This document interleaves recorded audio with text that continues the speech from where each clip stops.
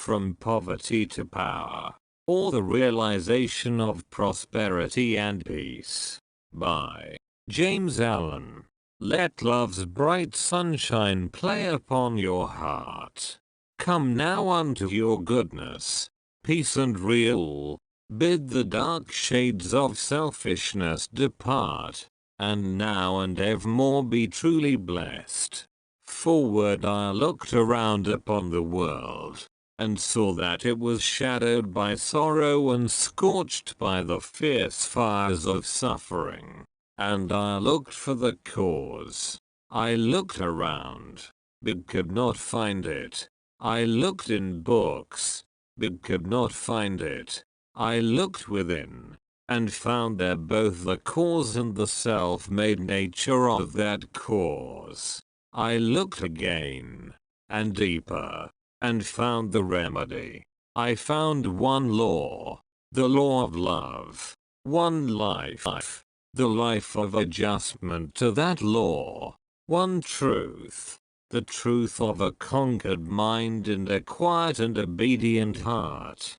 And I dreamed of writing a book which should help men and women, whether rich or poor, learned or unlearned, worldly or unworldly, to find within themselves the source of all success, all happiness, all accomplishment, all truth. And the dream remained with me, and at last became substantial. And now I send it forth into the world on its mission of healing and blessedness, knowing that it cannot fail to reach the homes and hearts of those who are waiting and ready to receive it. James Allen. Part 1. The Path of Prosperity 1. The Lesson of Evil. Unrest and pain and sorrow are the shadows of life. There is no heart in all the world that has not felt the sting of pain. No mind has not been tossed upon the dark waters of trouble. No eye that has not wept the hot blinding tears of unspeakable anguish. There is no household where the great destroyers, disease and death, have not entered, severing heart from heart, and casting over all the dark pall of sorrow.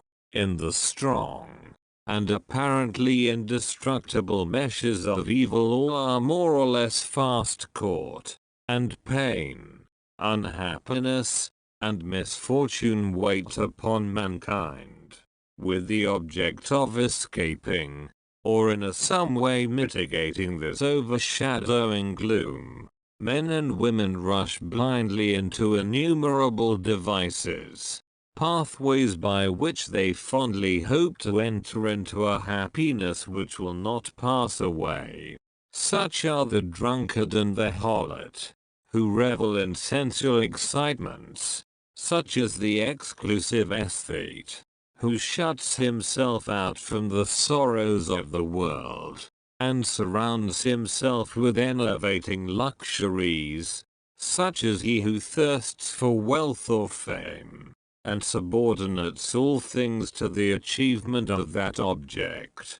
And such are they who seek consolation in the performance of religious rites, and to all their happiness thought seems to come, and the soul, for a time, is lulled into a sweet security, and an intoxicating forgetfulness of the existence of evil. But the day of disease comes at last, or some great sorrow, temptation, or misfortune breaks suddenly in on the unfortified soul, and the fabric of its fancied happiness is torn to shreds. So over the head of every personal joy hangs the Damocletian sword of pain, ready, at any moment, to fall and crush the soul of him who is unprotected by knowledge. The child cries to be a man or woman. The man and woman sigh for the lost felicity of childhood.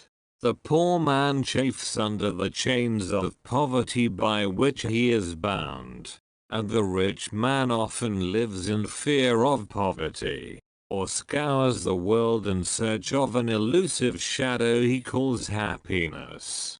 Sometimes the soul feels that it has found a secure peace and happiness in adopting a certain religion, in embracing an intellectual philosophy, or in building up an intellectual or artistic ideal.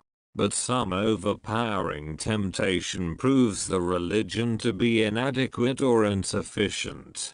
The theoretical philosophy is found to be a useless prop. Or in a moment, the idealistic statue upon which the devotee has for years been laboring, is shattered into fragments at his feet. Is there, then, no way of escape from pain and sorrow? Are there no means by which bonds of evil may be broken? Is permanent happiness, secure prosperity, and abiding peace a foolish dream? No, there is a way, and I speak it with gladness, by which evil can be slain forever. There is a process by which disease, poverty, or any adverse condition or circumstance can be put on one side never to return.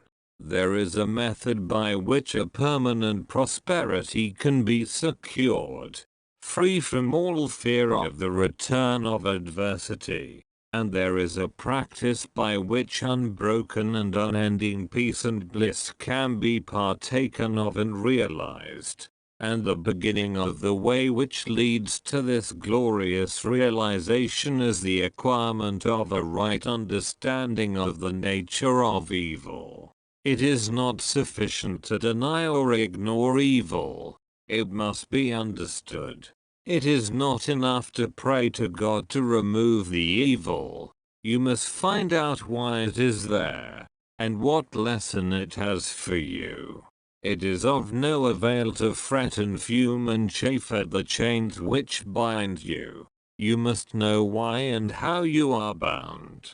Therefore, reader, you must get outside yourself, and must begin to examine and understand yourself. You must cease to be a disobedient child in the school of experience and must begin to learn, with humility and patience, the lessons that are set for your edification and ultimate perfection.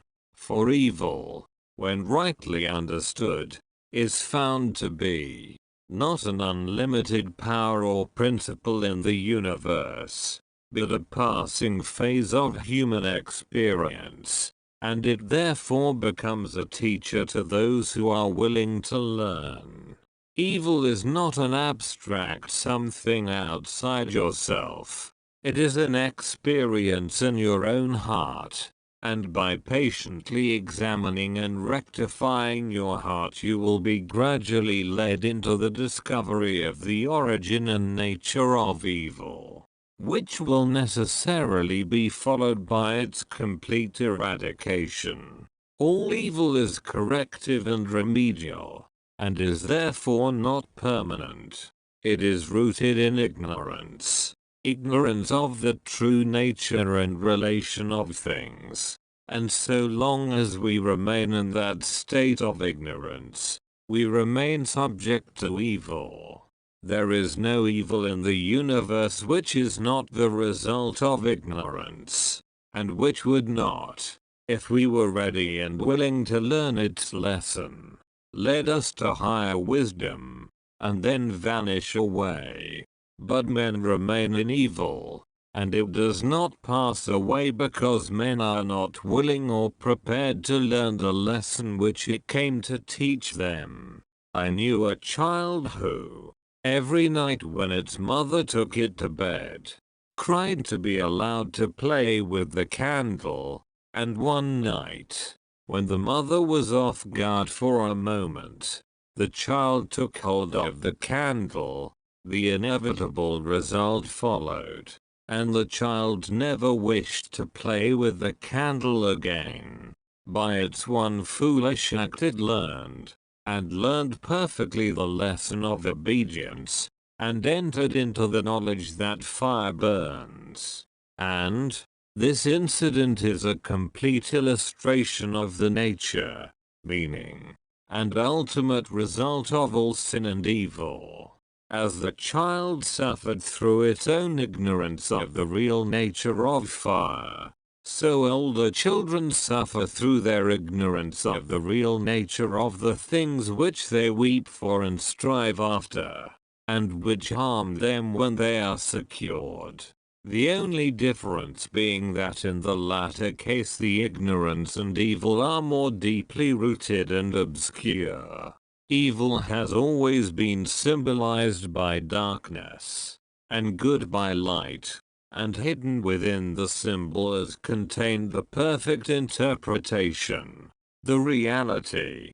For, just as light always floods the universe, and darkness is only a mere speck or shadow cast by a small body intercepting a few rays of the illimitable light, so the light of the Supreme Good is the positive and life-giving power which floods the universe, and evil the insignificant shadow cast by the self that intercepts and shuts off the illuminating rays which strive for entrance. When night folds the world in its black impenetrable mantle, no matter how dense the darkness, it covers but the small space of half our little planet, while the whole universe is ablaze with living light, and every soul knows that it will awaken the light in the morning. Know, then, that when the dark night of sorrow, pain, or misfortune settles down upon your soul, and you stumble along with weary and uncertain steps, that you are merely intercepting your own personal desires between yourself and the boundless light of joy and bliss, and the dark shadow that covers you is cast by none and nothing but yourself. And just as the darkness without is but a negative shadow, an unreality which comes from nowhere, goes to nowhere, and has no abiding dwelling place, so the darkness within is equally a negative shadow passing over the evolving and light born soul. But I fancy I hear someone say, why pass through the darkness of evil at all? Because, by ignorance, you have chosen to do so, and because, by doing so, you may understand both good and evil, and may the more appreciate the light by having passed through the darkness. As evil is the direct outcome of ignorance, so, when the lessons of evil are fully learned, ignorance passes away, and wisdom takes its place. But as a disobedient child refuses to learn its lessons at school, so it is possible to refuse to learn the lessons of experience, and thus to remain in continual darkness, and to suffer continually recurring punishments in the form of disease, disappointment, and sorrow. He, therefore, who would shake himself free of the evil which encompasses him, must be willing and ready to learn, and must be prepared to undergo that disciplinary process without which no grain of wisdom or abiding happiness and peace can be secured. A man may shut himself up in a dark room, and deny that the light exists, but it is everywhere without, and darkness exists only in his own little room. So you may shut out the light of truth, or you may begin to pull down the walls of prejudice, self-seeking and error which you have built around yourself, and so let in the glorious and omnipresent light. By earnest self-examination strive to realize, and not merely hold as a theory, that evil is a passing phase, a self-created shadow, that all your pains, sorrows and misfortunes have come to you by a process of undeviating and absolutely perfect law, have come to you because you deserve and require them, and that by first enduring, and then understanding them, you may be made stronger, wiser, nobler. When you have fully entered into this realization, you will be in a position to mold your own circumstances, to transmute all evil into good and to weave, with a master hand, the fabric of your destiny. What of the night? O watchman, see street thou yet the glimmering dawn upon the mountain heights, the golden herald of the light of lights, are his fair feet upon the hilltops set. Cometh he yet to chase away the gloom, and with it all the demons of the night strike yet his darting rays upon thy sight. Hear street thou his voice, the sound of error's doom. The morning cometh, lover of the light, even now he gilds with gold the mountain's brow. Dimly I see the path whereon even now his shining feet are set toward the night. Darkness shall pass away, and all the things that love the darkness, and that hate the light shall disappear forever with the night. Rejoice, for thus the speeding herald sings. 2. The world, a reflex of mental states. What you are, so is your world. Everything in the universe is resolved into your own inward experience. It matters little what is without, for it is all a reflection of your own state of consciousness. It matters everything what you are within, for everything without will be mirrored and colored accordingly. All that you positively know is contained in your own experience. All that you ever will know must pass through the gateway of experience, and so become part of yourself. Your own thoughts, desires, and aspirations comprise your world, and, to you, all that there is in the universe of beauty and joy and bliss, or of ugliness and sorrow and pain, is contained within yourself. By your own thoughts you make or mar your life, your world, your universe. As you build within by the power of thought, so will your outward life and circumstances shape themselves accordingly. Whatsoever you harbor in the inmost chambers of your heart will, sooner or later by the inevitable law of reaction, shape itself in your outward life. The soul that is impure, sordid and selfish, is gravitating with unerring precision toward misfortune and catastrophe. The soul that is pure, unselfish, and noble is gravitating with equal precision toward happiness and prosperity. Every soul attracts its own, and nothing can possibly come to it that does not belong to it. To realize this is to recognize the universality of divine law. The incidents of every human life, which both make and mar, are drawn to it by the quality and power of its own inner thought life. Every soul is a complex combination of gathered experiences and thoughts, and the body is but an improvised vehicle for its manifestation.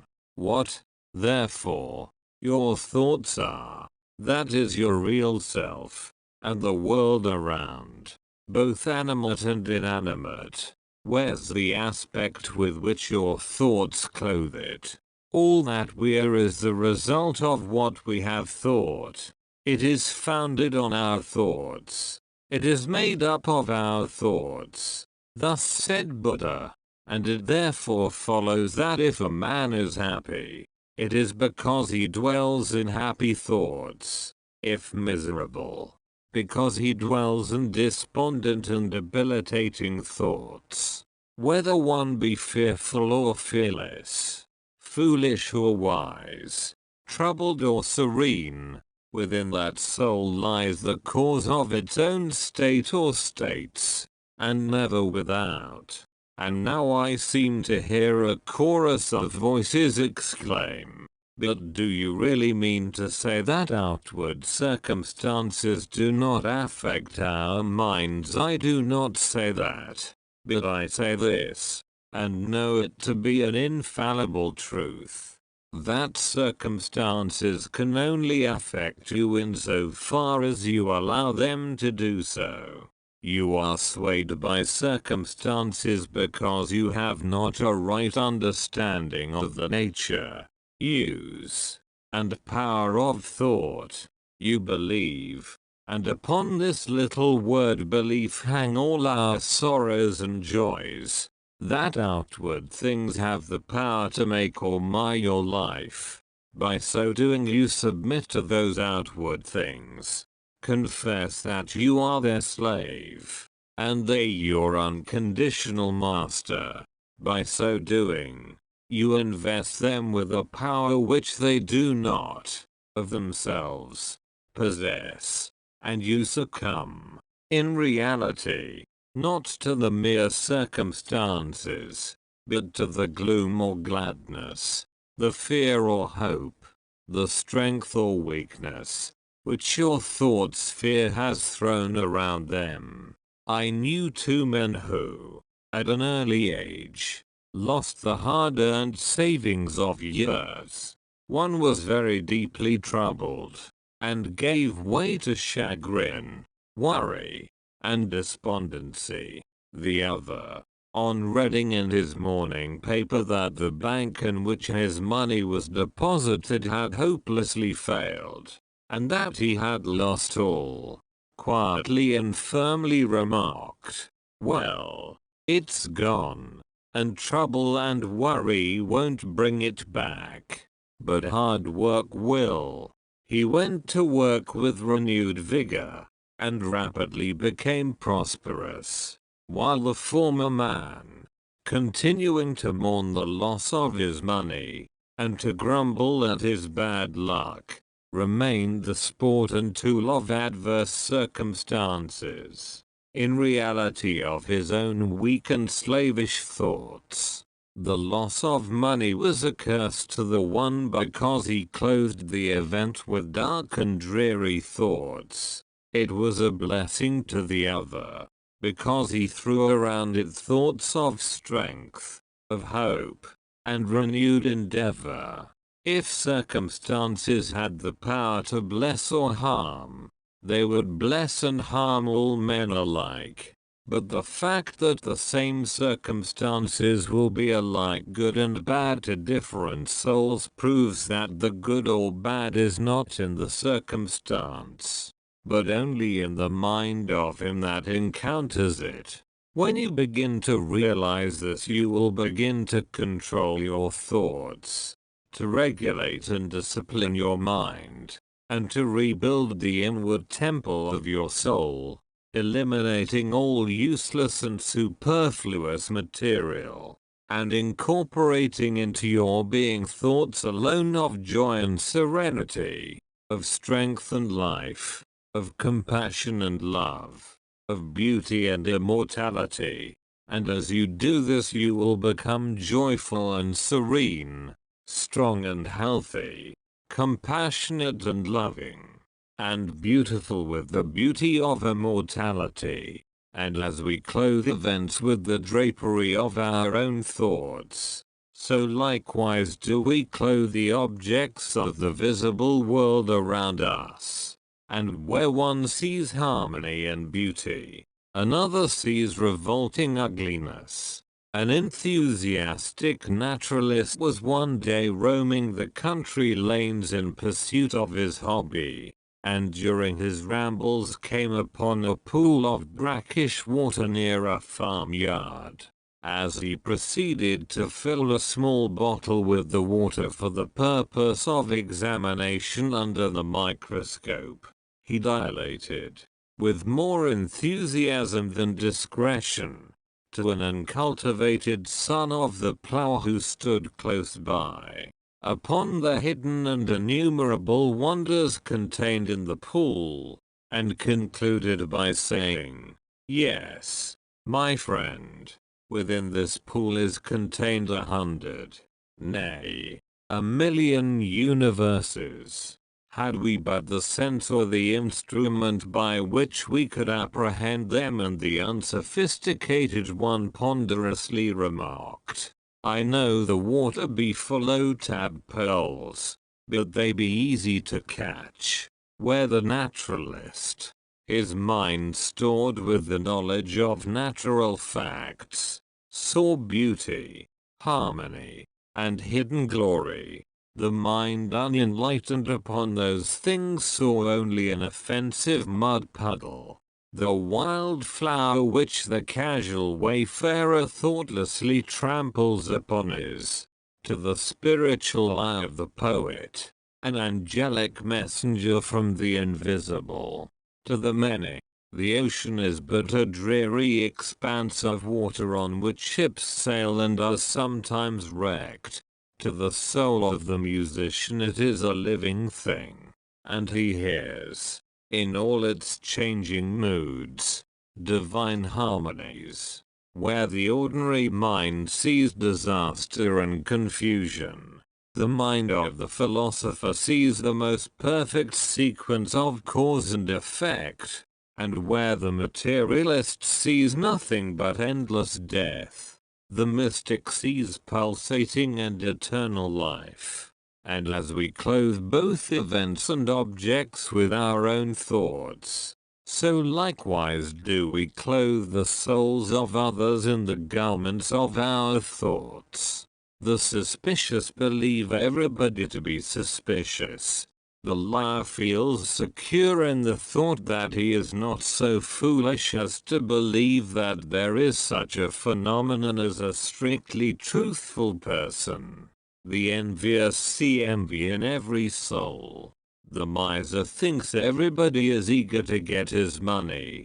He who has subordinated conscience in the making of his wealth, sleeps with a revolver under his pillow, wrapped in the delusion that the world is full of conscienceless people who are eager to rob him, and the abandoned sensualist looks upon the sin as a hypocrite. On the other hand, those who dwell in loving thoughts, see that in all which calls forth their love and sympathy, the trusting and honest are not troubled by suspicions. The good-natured and charitable who rejoice at the good fortune of others, scarcely know what envy means, and he who has realized the divine within himself recognizes it in all beings, even in the beasts. And men and women are confirmed in their mental outlook because of the fact that, by the law of cause and effect, they attract to themselves that which they send forth, and so come in contact with people similar to themselves. The old adage, "Birds of a feather flock together," has a deeper significance than is generally attached to it, for in the thought world as in the world of matter, each clings to its kind. Do you wish for kindness? Be kind. Do you ask for truth? Be true. What you give of yourself you find. Your world is a reflex of you. If you are one of those who are praying for, and looking forward to, a happier world beyond the grave, here is a message of gladness for you. You may enter into and realize that happy world now. It fills the whole universe, and it is within you, waiting for you to find, acknowledge, and possess. said one who knew the inner laws of being. When men shall say I owe here, or I owe there, go not after them. The kingdom of God is within you. What you have to do is to believe this. Simply believe it with a mind unshadowed by doubt, and then meditate upon it till you understand it. You will then begin to purify and to build your inner world, and as you proceed, passing from revelation to revelation, from realization to realization, you will discover the utter powerlessness of outward things beside the magic potency of a self-governed soul. If thou wouldst treat right the world, and banish all its evils and its woes, make its wild places bloom, and its drear deserts blossom as the rose, then right thyself.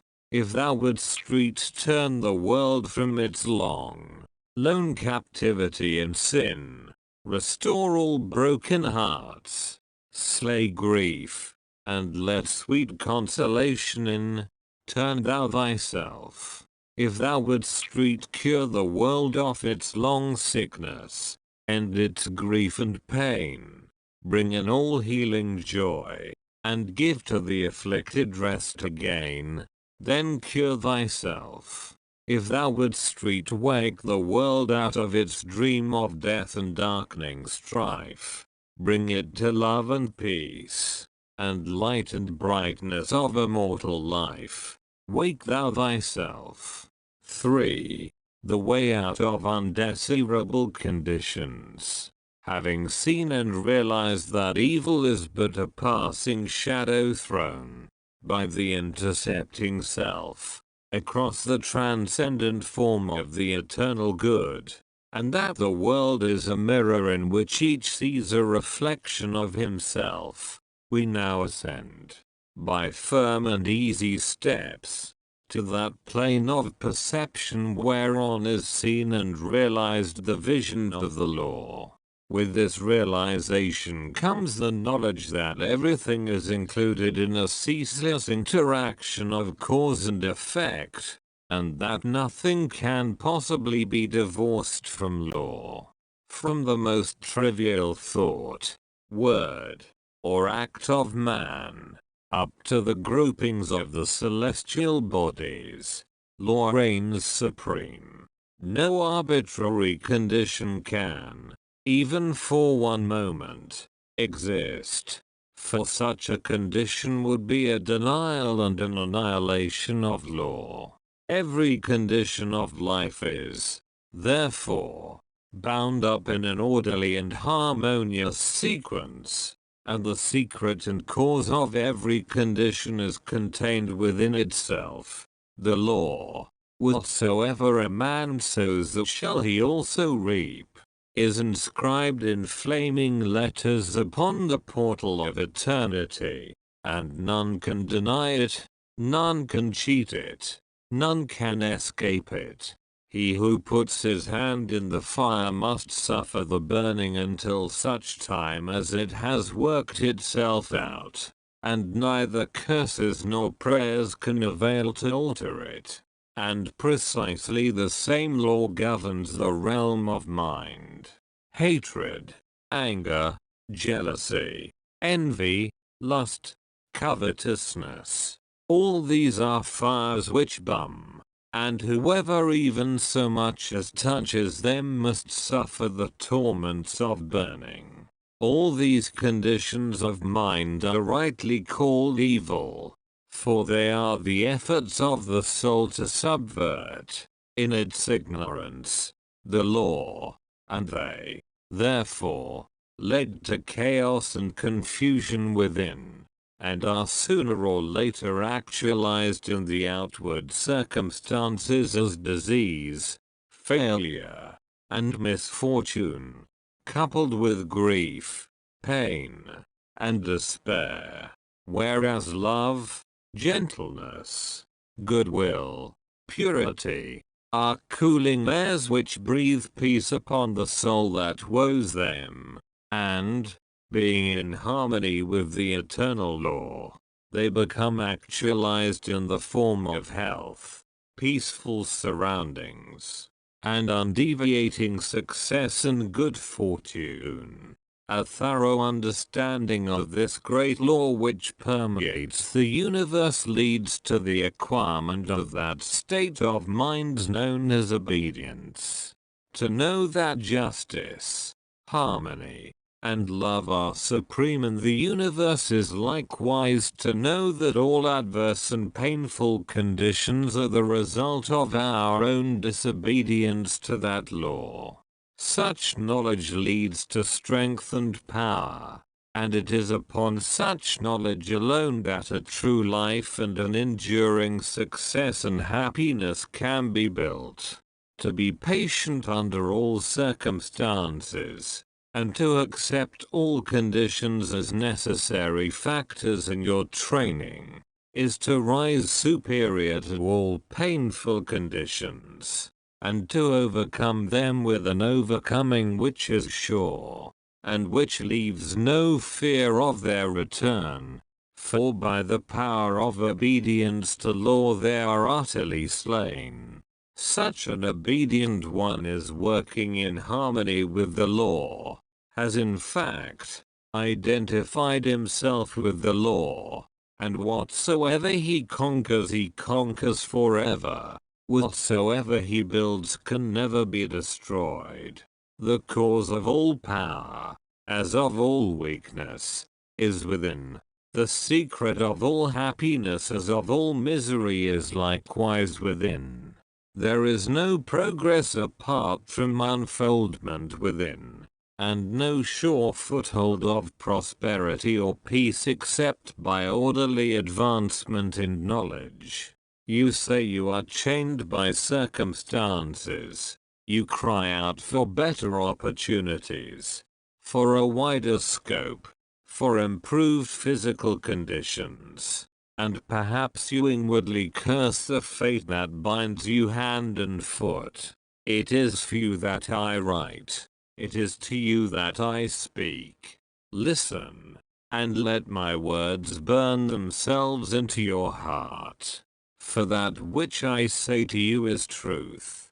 You may bring about that improved condition in your outward life which you desire, if you will unswervingly resolve to improve your inner life. I know this pathway looks barren at its commencement. Truth always does. It is only error and delusion which are at first inviting and fascinating. But if you undertake to walk it, if you perseveringly discipline your mind, eradicating your weaknesses, and allowing your soul forces and spiritual powers to unfold themselves, you will be astonished at the magical changes which will be brought about in your outward life. As you proceed, golden opportunities will be strewn across your path, and the power and judgment to properly utilize them will spring up within you. Genial friends will come unbidden to you. Sympathetic souls will be drawn to you as the needle is to the magnet, and books and all outward aids that you require will come to you unsought. Perhaps the chains of poverty hang heavily upon you, and you are friendless and alone, and you long with an intense longing that your load may be lightened, but the load continues, and you seem to be enveloped in an ever-increasing darkness.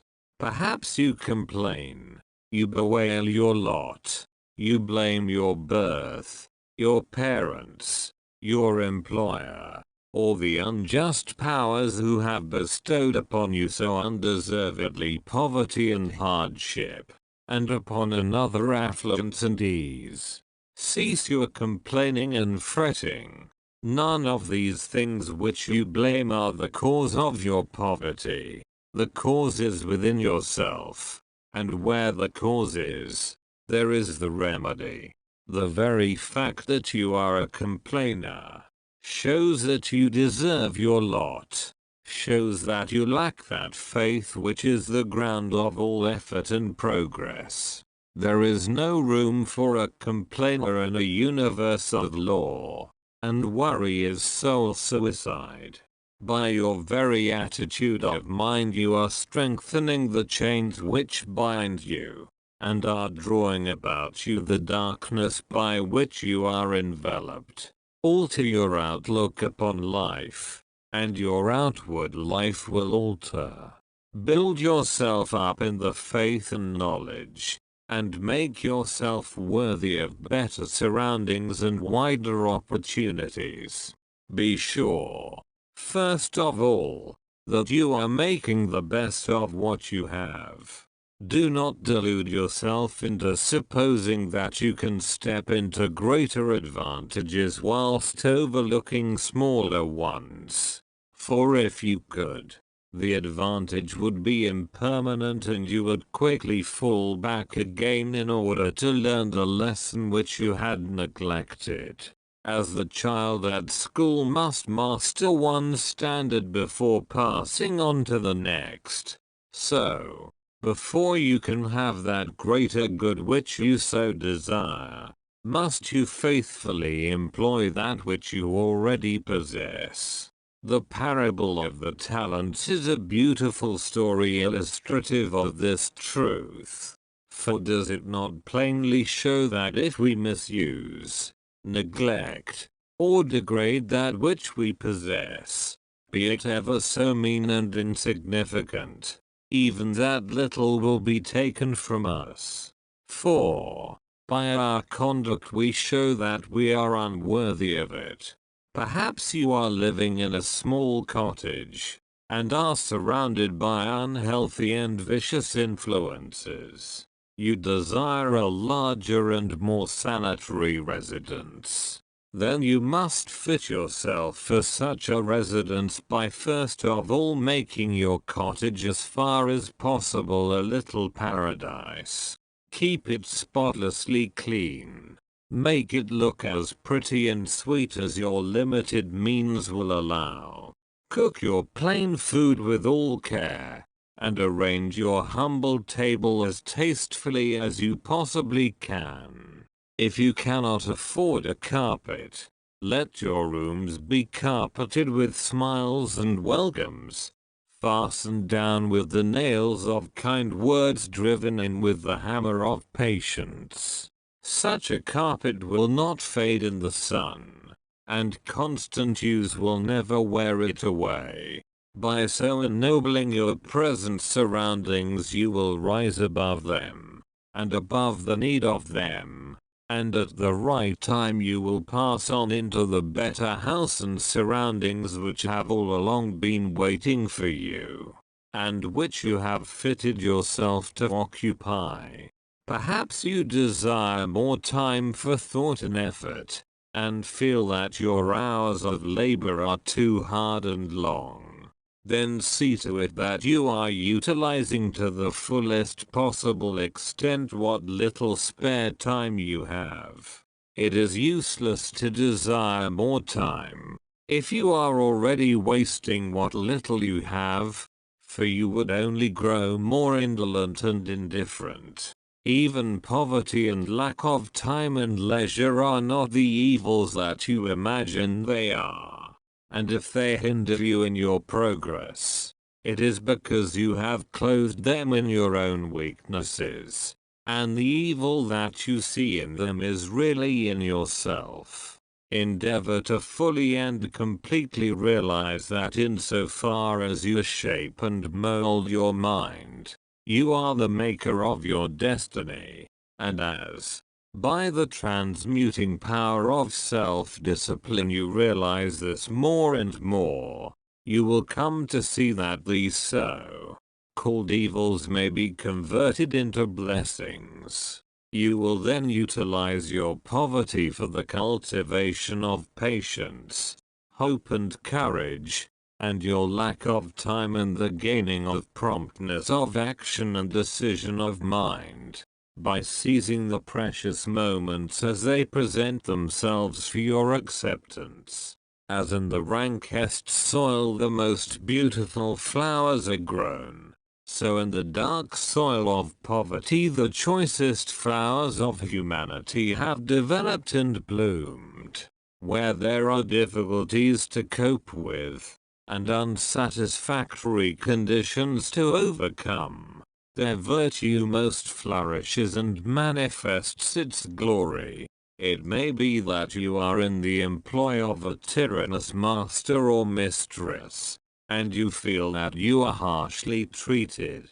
Look upon this also as necessary to your training. Return your employer's unkindness with gentleness and forgiveness. Practice unceasingly patience and self-control. Turn the disadvantage to account by utilizing it for the gaining of mental and spiritual strength.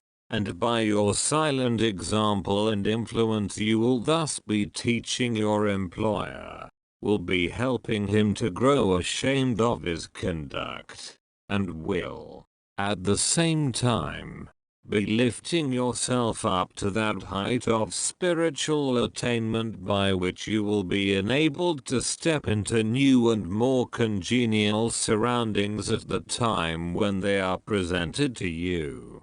Do not complain that you are a slave, but lift yourself up, by noble conduct, above the plane of slavery. Before complaining that you are a slave to another, be sure that you are not a slave to self. Look within, look searchingly, and have no mercy upon yourself. You will find there, perchance, slavish thoughts, slavish desires, and in your daily life and conduct slavish habits. Conquer these. Cease to be a slave to self, and no man will have the power to enslave you. As you overcome self, you will overcome all adverse conditions, and every difficulty will fall before you. Do not complain that you are oppressed by the rich. Are you sure that if you gained riches you would not be an oppressor yourself? Remember that there is the eternal law which is absolutely just, and that he who oppresses today must himself be oppressed tomorrow, and from this there is no way of escape. And perhaps you, yesterday, in some former existence, were rich and an oppressor, and that you are now merely paying off the debt which you owe to the great law. Practice, therefore, fortitude and faith. Dwell constantly in mind upon the eternal justice, the eternal good. Endeavor to lift yourself above the personal and the transitory into the impersonal and permanent. Shake off the delusion that you are being injured or oppressed by another, and try to realize, by a profounder comprehension of your inner life, and the laws which govern that life, that you are only really injured by what is within you. There is no practice more degrading, debasing, and soul-destroying than that of self-pity. Cast it out from you. While such a canker is feeding upon your heart you can never expect to grow into a fuller life. Cease from the condemnation of others, and begin to condemn yourself. Condone none of your acts, desires or thoughts that will not bear comparison with spotless purity, or endure the light of sinless good. By so doing you will be building your house upon the rock of the eternal, and all that is required for your happiness and well-being will come to you in its own time. There is positively no way of permanently rising above poverty, or any undesirable condition, except by eradicating those selfish and negative conditions within, of which these are the reflection, and by virtue of which they continue. The way to true riches is to enrich the soul by the acquisition of virtue. Outside of real heart virtue there is neither prosperity nor power, but only the appearances of these. I am aware that men make money who have acquired no measure of virtue, and have little desire to do so. But such money does not constitute true riches, and its possession is transitory and feverish. Here is David's testimony. For I was envious at the foolish when I saw the prosperity of the wicked. Their eyes stand out with fatness. They have more than heart could wish. Verily I have cleansed my heart in vain, and washed my hands in innocence. When I thought to know this, it was too painful for me, until I went into the sanctuary of God. Then understood I their end. The prosperity of the wicked was a great trial to David until he went into the sanctuary of God, and then he knew their end. You likewise may go into that sanctuary. It is within you. It is that state of consciousness which remains when all that is sordid, and personal, and impermanent is risen above, and universal and eternal principles are realized. That is the God state of consciousness.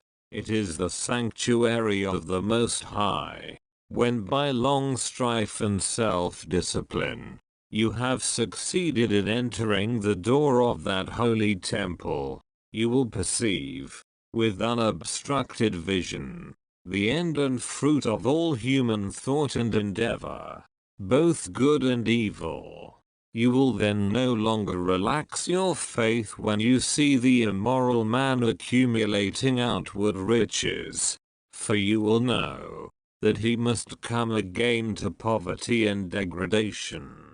The rich man who is barren of virtue is, in reality, poor, and as surely as the waters of the river are drifting to the ocean, so surely is he, in the midst of all his riches, drifting towards poverty and misfortune. And though he die rich, yet must he return to reap the bitter fruit of all of his immorality. And though he become rich many times, yet as many times must he be thrown back into poverty, until, by long experience and suffering, he conquers the poverty within.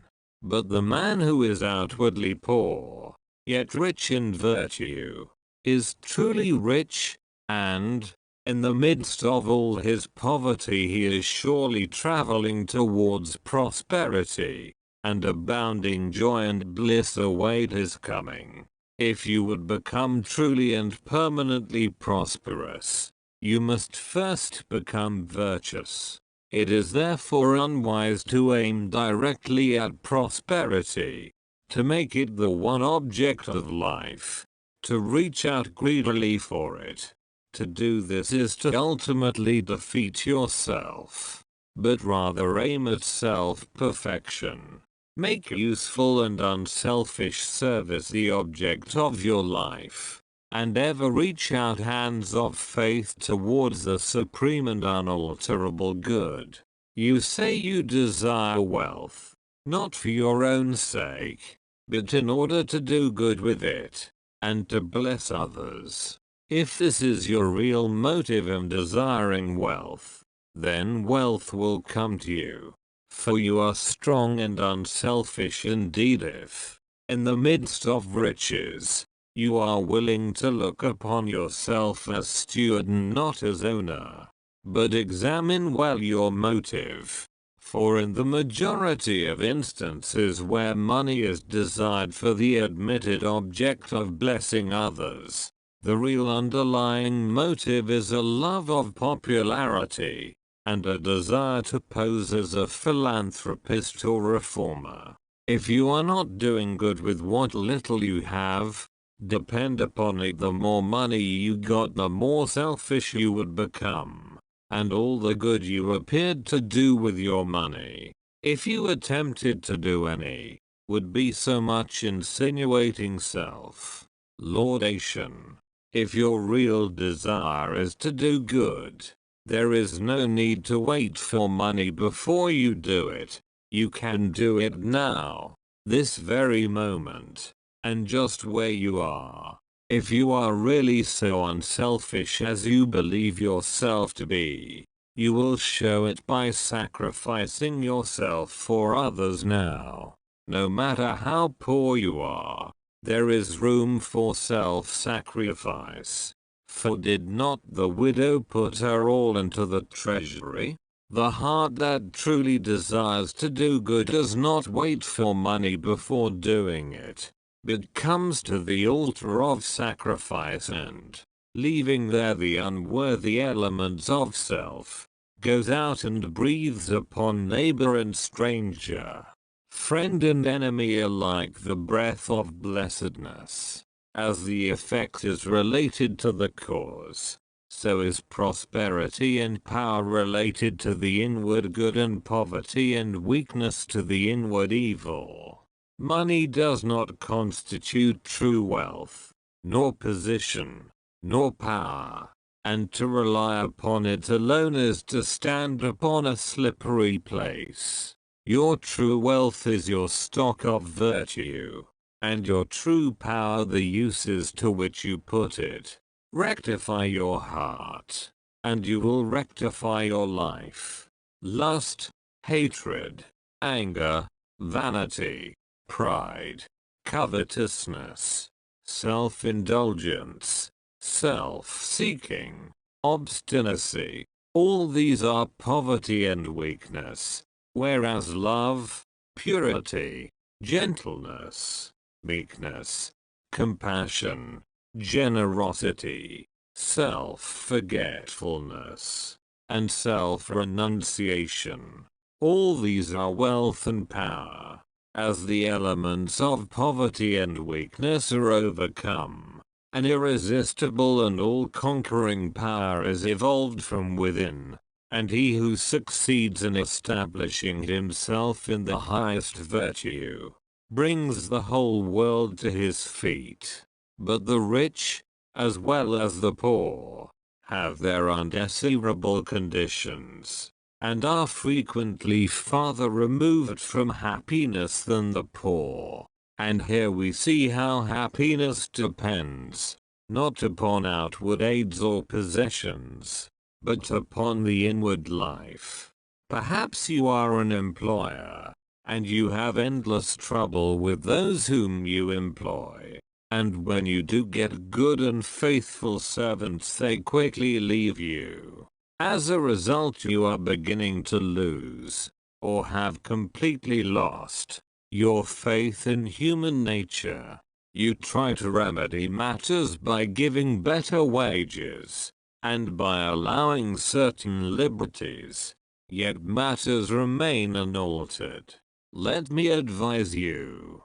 The secret of all your trouble is not in your servants, it is in yourself. And if you look within, with a humble and sincere desire to discover and eradicate your error, you will, sooner or later, find the origin of all your unhappiness. It may be some selfish desire, or lurking suspicion, or unkind attitude of mind which sends out its poison upon those about you, and reacts upon yourself, even though you may not show it in your manner or speech. Think of your servants with kindness. Consider of them that extremity of service which you yourself would not care to perform were you in their place. Rare and beautiful is that humility of soul by which a servant entirely forgets himself in his master's good. But far rarer, and beautiful with a divine beauty, is that nobility of soul by which a man, forgetting his own happiness, seeks the happiness of those who are under his authority, and who depend upon him for their bodily sustenance. And such a man's happiness is increased tenfold. Nor does he need to complain of those whom he employs, said a well-known and extensive employer of labor, who never needs to dismiss an employee. I have always had the happiest relations with my work people. If you ask me how it is to be accounted for, I can only say that it has been my aim from the first to do to them as I would wish to be done by. Herein lies the secret by which all desirable conditions are secured, and all that are undesirable are overcome. Do you say that you are lonely and unloved, and have not a friend in the world? Then, I pray you, for the sake of your own happiness, blame nobody but yourself. Be friendly towards others, and friends will soon flock round you. Make yourself pure and lovable, and you will be loved by all. Whatever conditions are rendering your life burdensome, you may pass out of and beyond them by developing and utilizing within you the transforming power of self-purification and self-conquest. Be it the poverty which galls, and remember that the poverty upon which I have been dilating is that poverty which is a source of misery, and not that voluntary poverty which is the glory of emancipated souls, or the riches which burden, or the many misfortunes, griefs, and annoyances which form the dark background and the web of life. You may overcome them by overcoming the selfish elements within which give them life. It matters not that by the unfailing law, there are past thoughts and acts to work out and to atone for, as, by the same law, we are setting in motion, during every moment of our life, fresh thoughts and acts, and we have the power to make them good or ill. Nor does it follow that if a man, reaping what he has sown, must lose money or forfeit position, that he must also lose his fortitude or forfeit his uprightness. And it is in these that his wealth and power and happiness are to be found. He who clings to self is his own enemy and is surrounded by enemies. He who relinquishes self is his own savior, and is surrounded by friends like a protecting belt. Before the divine radiance of a pure heart all darkness vanishes and all clouds melt away, and he who has conquered self has conquered the universe. Come, then, out of your poverty, come out of your pain, come out of your troubles, and sighings, and complainings, and heartaches, and loneliness by coming out of yourself. Let the old tattered garment of your petty selfishness fall from you, and put on the new garment of universal love. You will then realize the inward heaven, and it will be reflected in all your outward life. He who sets his foot firmly upon the path of self-conquest, who walks, aided by the staff of faith, the highway of self-sacrifice, will assuredly achieve the highest prosperity, and will reap abounding and enduring joy and bliss. To them that seek the highest good all things subserve the wisest ends. Naught comes as ill, and wisdom lends fair wings to all shapes of evil brood. The darkening sorrow veils a star that waits to shine with gladsome light. Hell waits on heaven, and after night comes golden glory from afar. Defeats are steps by which we climb with purer aim to nobler ends. Loss leads to gain, and joy attends true footsteps up the hills of time. Pain leads to paths of holy bliss, to thoughts and words and deeds divine, and clouds that gloom and rays that shine, along life's upward highway kiss. Misfortune does but cloud the way whose end and summit in the sky of bright success, sun-kissed and high, awaits our seeking and our stay. The heavy pall of doubts and fears that clouds the valley of our hopes, the shades with which the spirit copes, the bitter harvesting of tears, the heartaches, miseries, and griefs, the bruisings born of broken ties. All these are steps by which we rise to living ways of sound beliefs. Love, pitying, watchful, runs to meet the pilgrim from the land of fate. All glory and all good await the coming of obedient feet. 4. The silent power of thought, controlling and directing one's forces. The most powerful forces of the universe are the silent forces, and in accordance with the intensity of its power does a force become beneficent when rightly directed, and destructive when wrongly employed. This is a common knowledge in regard to the mechanical forces, such as steam, electricity, etc. But few have yet learned to apply this knowledge to the realm of mind, where the thought forces, most powerful of all, are continually being generated and sent forth as currents of salvation or destruction. At this stage of his evolution, man has entered into the possession of these forces, and the whole trend of his present advancement is their complete subjugation.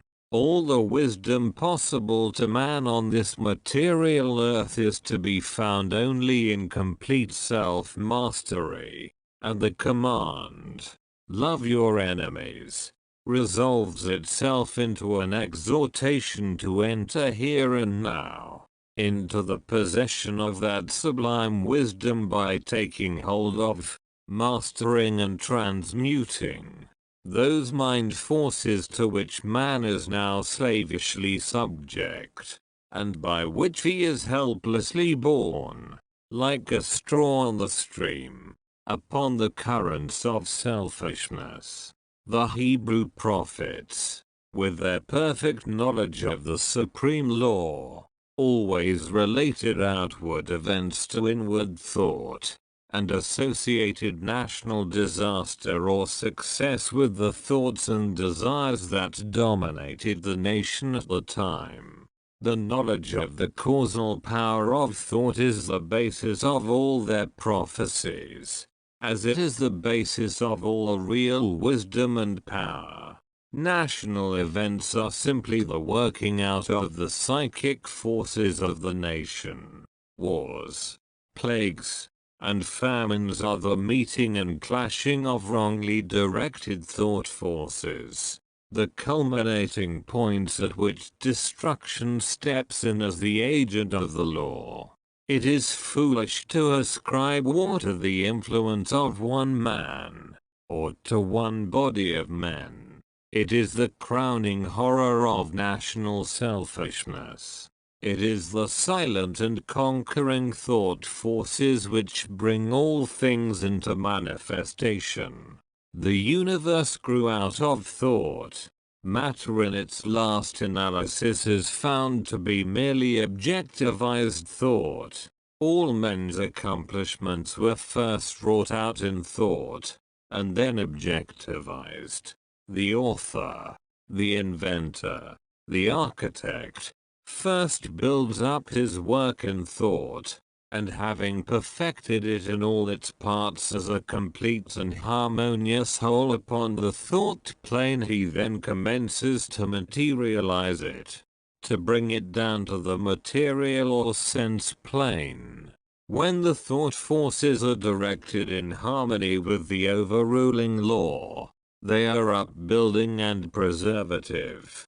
But when subverted they become disintegrating and self-destructive. To adjust all your thoughts to a perfect and unswerving faith in the omnipotence and supremacy of good, is to cooperate with that good, and to realize within yourself the solution and destruction of all evil. Believe and ye shall live. And here we have the true meaning of salvation.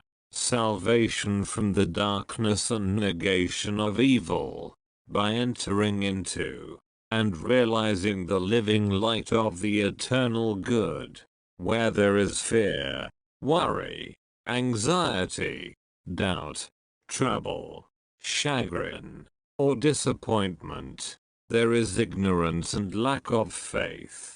All these conditions of mind are the direct outcome of selfishness, and are based upon an inherent belief in the power and supremacy of evil. They therefore constitute practical atheism, and to live in, and become subject to, these negative and soul-destroying conditions of mind is the only real atheism. It is salvation from such conditions that the race needs. And let no man boast of salvation whilst he is their helpless and obedient slave. To fear or to worry is as sinful as to curse.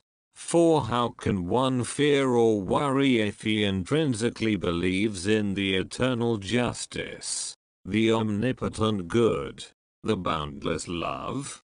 To fear, to worry, to doubt, is to deny, to disbelieve. It is from such states of mind that all weakness and failure proceed, for they represent the annulling and disintegrating of the positive thought forces which would otherwise speed to their object with power, and bring about their own beneficent results. To overcome these negative conditions is to enter into a life of power, is to cease to be a slave, and to become a master, and there is only one way by which they can be overcome, and that is by steady and persistent growth in inward knowledge. To mentally deny evil is not sufficient, it must, by daily practice, be reason above and understood. To mentally affirm the good is inadequate, it must, by unswerving endeavor, be entered into and comprehended. The intelligent practice of self-control quickly leads to a knowledge of one's interior thought forces, and, later on, to the acquisition of that power by which they are rightly employed and directed. In the measure that you master self, that you control your mental forces instead of being controlled by them, in just such measure will you master affairs and outward circumstances. Show me a man under whose touch everything crumbles away, and who cannot retain success even when it is placed in his hands, and I will show you a man who dwells continually in those conditions of mind which are the very negation of power. To be forever wallowing in the bogs of doubt, to be drawn continually into the quicksands of fear, or blown ceaselessly about by the winds of anxiety, is to be a slave, and to live the life of a slave, even though success and influence be forever knocking at your door seeking for admittance. Such a man, being without faith and without self-government, is incapable of the right government of his affairs, and is a slave to circumstances, in reality a slave to himself. Such are taught by affliction, and ultimately pass from weakness to strength by the stress of bitter experience. Faith and purpose constitute the motive power of life. There is nothing that a strong faith and an unflinching purpose may not accomplish. By the daily exercise of silent faith, the thought forces are gathered together, and by the daily strengthening of silent purpose, those forces are directed toward the object of accomplishment. Whatever your position in life may be, before you can hope to enter into any measure of success, usefulness, and power, you must learn how to focus your thought forces by cultivating calmness and repose. It may be that you are a businessman, and you are suddenly confronted with some overwhelming difficulty or probable disaster. You grow fearful and anxious, and are at your wits' end. To persist in such a state of mind would be fatal, for when anxiety steps in, correct judgment passes out. Now if you will take advantage of a quiet hour or two in the early morning or at night, and go away to some solitary spot, or to some room in your house where you know you will be absolutely free from intrusion, and, having seated yourself in an easy attitude, you forcibly direct your mind right away from the object of anxiety by dwelling upon something in your life that is pleasing and bliss-giving, a calm, reposeful strength will gradually steal into your mind, and your anxiety will pass away. Upon the instant that you find your mind reverting to the lower plane of worry, bring it back again, and re-establish it on the plane of peace and strength. When this is fully accomplished, you may then concentrate your whole mind upon the solution of your difficulty, and what was intricate and insurmountable to you in your hour of anxiety will be made plain and easy, and you will see, with that clear vision and perfect judgment which belong only to a calm and untroubled mind, the right course to pursue and the proper end to be brought about. It may be that you will have to try day after day before you will be able to perfectly calm your mind, but if you persevere you will certainly accomplish it, and the course which is presented to you in that hour of calmness must be carried out. Doubtless when you are again involved in the business of the day, and worries again creep in and begin to dominate you, you will begin to think that the course is a wrong or foolish one. But do not heed such suggestions. Be guided absolutely and entirely by the vision of calmness, and not by the shadows of anxiety. The hour of calmness is the hour of illumination and correct judgment. By such a course of mental discipline the scattered thought forces are reunited, and directed, like the rays of the searchlight, upon the problem at issue, with the result that it gives way before them. There is no difficulty, however great, that will yield before a calm and powerful concentration of thought, and no legitimate object but may be speedily actualized by the intelligent use and direction of one's soul forces. Not until you have gone deeply and searchingly into your inner nature, and have overcome many enemies that lurk there, can you have any approximate conception of the subtle power of thought, of its inseparable relation to outward and material things, or of its magical potency, when rightly poised and directed, in readjusting and transforming the life conditions. Every thought you think is a force sent out, and in accordance with its nature and intensity will it go out to seek a lodgment in minds receptive to it, and will react upon yourself for good or evil. There is ceaseless reciprocity between mind and mind, and a continual interchange of thought forces.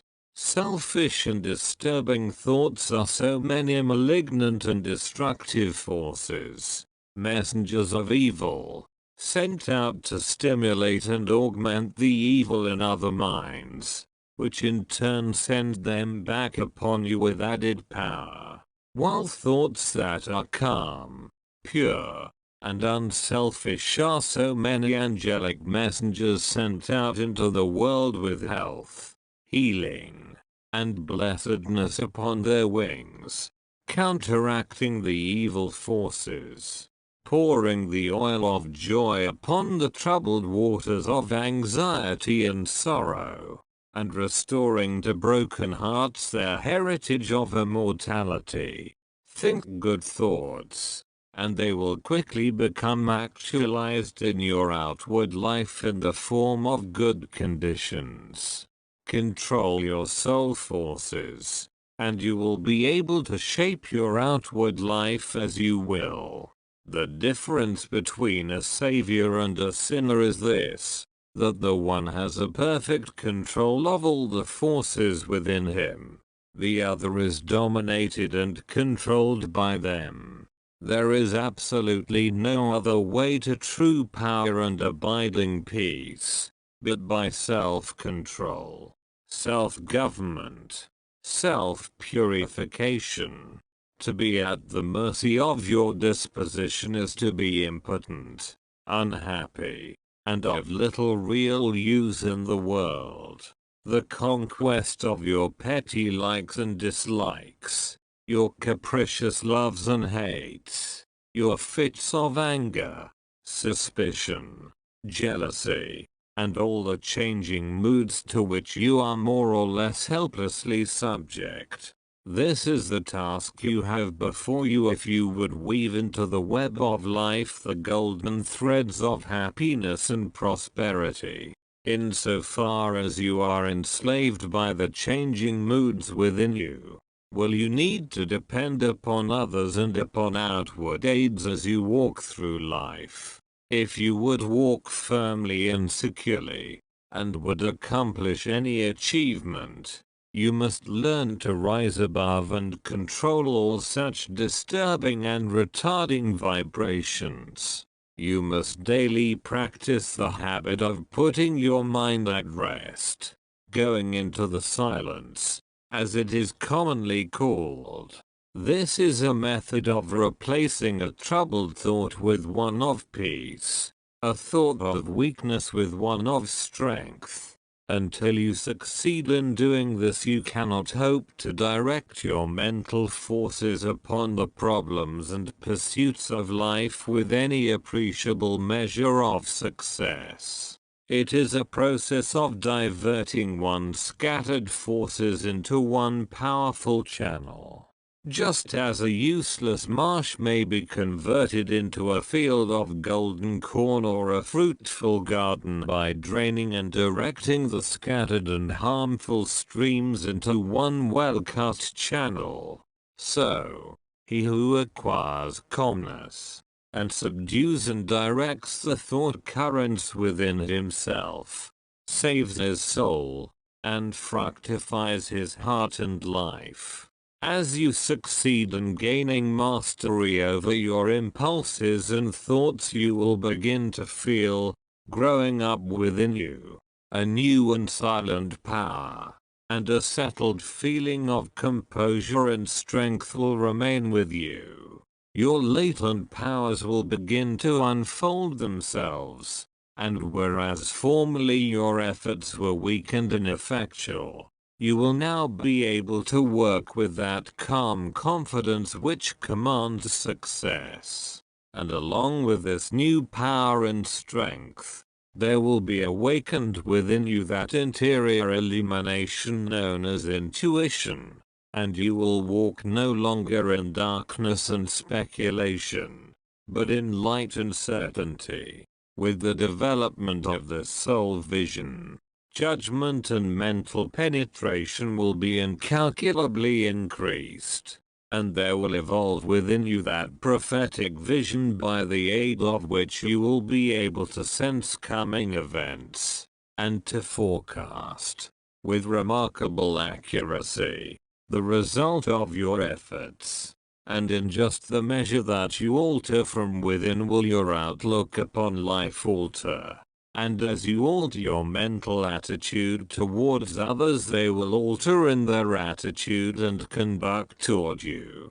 As you rise above the lower, debilitating, and destructive thought forces, you will come in contact with the positive, strengthening, and upbuilding currents generated by strong, pure, and noble minds. Your happiness will be immeasurably intensified, and you will begin to realize the joy, strength, and power, which are born only of self-mastery, and this joy, strength, and power will be continually radiating from you, and without any effort on your part, nay, though you are utterly unconscious of it.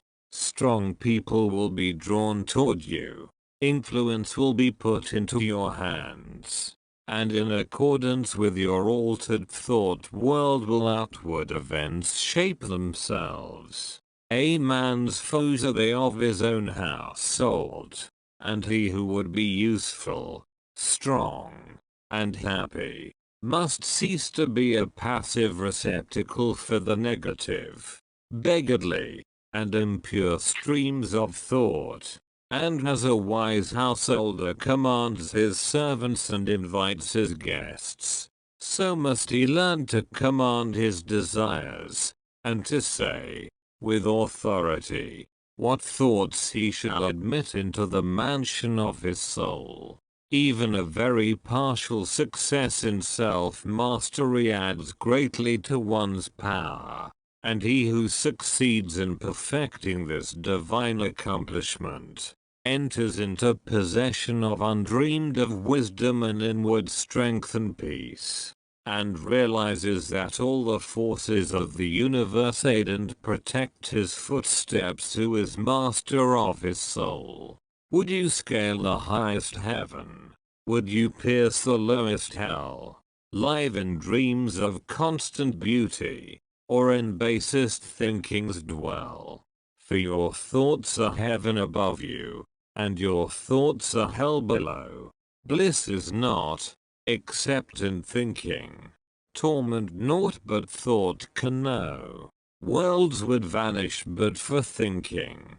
Glory is not but in dreams, and the drama of the ages from the thought eternal streams. Dignity and shame and sorrow, pain and anguish, love and hate are but maskings of the mighty pulsing thought that governs fate. As the colors of the rainbow makes the one uncolored beam, so the universal changes make the one eternal dream. And the dream is all within you, and the dreamer waiteth long for the morning to awake him to the living thought and strong, that shall make the ideal real, make to vanish dreams of hell and the highest, holiest heaven where the pure and perfect dwell. Evil is the thought that thinks it, good, the thought that makes it so, light and darkness. Sin and pureness likewise out of thinking grow. Dwell in thought upon the grandest, and the grandest you shall see. Fix your mind upon the highest, and the highest you shall be. 5. The secret of health, success and power we all remember with what intense delight, as children. We listened to the never-tiring fairy tale. How eagerly we followed the fluctuating fortunes of the good boy or girl, ever protected, in the hour of crisis, from the evil machinations of the scheming witch, the cruel giant, or the wicked king. And our little hearts never faltered for the fate of the hero or heroine. nor did we doubt their ultimate triumph over all their enemies. For we knew that the fairies were infallible, and that they would never desert those who had consecrated themselves to the good and the true. And what unspeakable joy pulsated within us when the Fairy Queen, bringing all her magic to bear at the critical moment, scattered all the darkness and trouble, and granted them the complete satisfaction of all their hopes, and they were happy ever after, with the accumulating years, and an ever-increasing intimacy with the so-called realities of life. Our beautiful fairy world became obliterated, and its wonderful inhabitants were relegated, in the archives of memory, to the shadowy and unreal. And we thought we were wise and strong in thus leaving forever the land of childish dreams. But as we become little children in the wondrous world of wisdom, we shall return again to the inspiring dreams of childhood and find that they are, after all, realities. The fairy folk, so small and nearly always invisible, yet possessed of an all-conquering and magical power, who bestow upon the good, health, wealth, and happiness, along with all the gifts of nature in lavish profusion, start again into reality and become immortalized in the soul realm of him who, by growth in wisdom, has entered into a knowledge of the power of thought, and the laws which govern the inner world of being. To him the fairies live again as thought people, thought messengers, thought powers working in harmony with the overruling good, and they who, day by day, endeavor to harmonize their hearts with the heart of the supreme good, do in reality acquire true health, wealth, and happiness. There is no protection to compare with goodness, and by goodness I do not mean a mere outward conformity to the rules of morality. I mean pure thought, noble aspiration, unselfish love, and freedom from vainglory. To dwell continually in good thoughts is to throw around oneself a psychic atmosphere of sweetness and power which leaves its impress upon all who come in contact with it. As the rising sun puts to rout the helpless shadows, so are all the impotent forces of evil put to flight by the searching rays of positive thought which shine forth from a heart made strong in purity and faith. Where there is sterling faith and uncompromising purity, there is health, there is success, there is power. In such a one, disease, failure, and disaster can find no lodgment, for there is nothing on which they can feed. Even physical conditions are largely determined by mental states, and to this truth the scientific world is rapidly being drawn. The old, materialistic belief that a man is what his body makes him, is rapidly passing away, and is being replaced by the inspiring belief that man is superior to his body, and that his body is what he makes it by the power of thought. Men everywhere are ceasing to believe that a man is despairing because he is dyspeptic, and are coming to understand that he is dyspeptic because he is despairing. And in the near future, the fact that all disease has its origin in the mind will become common knowledge. There is no evil in the universe but has its root and origin in the mind, and sin, sickness, sorrow, and affliction do not, in reality, belong to the universal order. are not inherent in the nature of things, but are the direct outcome of our ignorance of the right relations of things.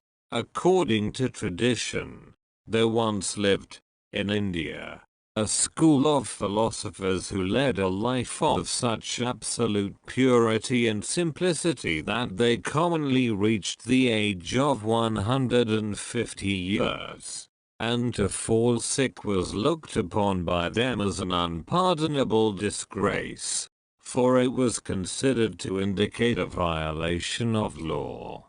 The sooner we realize and acknowledge that sickness, far from being the arbitrary visitation of an offended God, or the test of an unwise providence, is the result of our own error or sin, the sooner shall we enter upon the highway of health.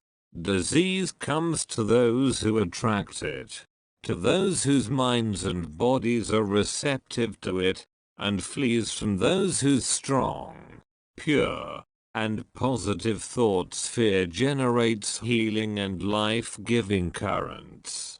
If you are given to anger, worry, jealousy, greed, or any other inharmonious state of mind, and expect perfect physical health, you are expecting the impossible, for you are continually sowing the seeds of disease in your mind. Such conditions of mind are carefully shunned by the wise man, for he knows them to be far more dangerous than a bad drain or an infected house. If you would be free from all physical aches and pains, and would enjoy perfect physical harmony, then put your mind in order, and harmonize your thoughts. Think joyful thoughts. Think loving thoughts. Let the elixir of goodwill course through your veins, and you will need no other medicine. Put away your jealousies, your suspicions, your worries, your hatreds, your selfish indulgences, and you will put away your dyspepsia, your biliousness, your nervousness and aching joints. If you will persist in clinging to these debilitating and demoralizing habits of mind, then do not complain when your body is laid low with sickness. The following story illustrates the close relation that exists between habits of mind and bodily conditions. A certain man was afflicted with a painful disease, and he tried one physician after another, but all to no purpose. He then visited towns which were famous for their curative waters, and after having bathed in them all, his disease was more painful than ever. One night he dreamed that a presence came to him and said, "Brother, hast thou tried all the means of cure?" And he replied, "I have tried all." "Nay," said the presence, "come with me, and I will show thee a healing bath which has escaped thy notice." The afflicted man followed, and the presence led him to a clear pool of water, and said, "Plunge thyself in this water and thou shalt surely recover," and thereupon vanished.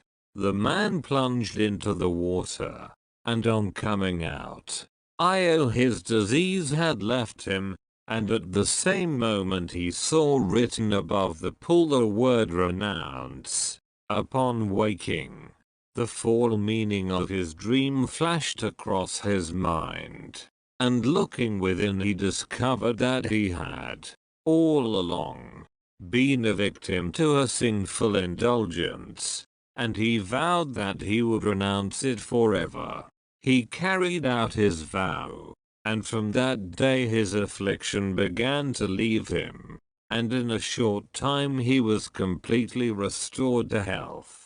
Many people complain that they have broken down through overwork, In the majority of such cases, the breakdown is more frequently the result of foolishly wasted energy. If you would secure health, you must learn to work without friction. To become anxious or excited, or to worry over needless details is to invite a breakdown.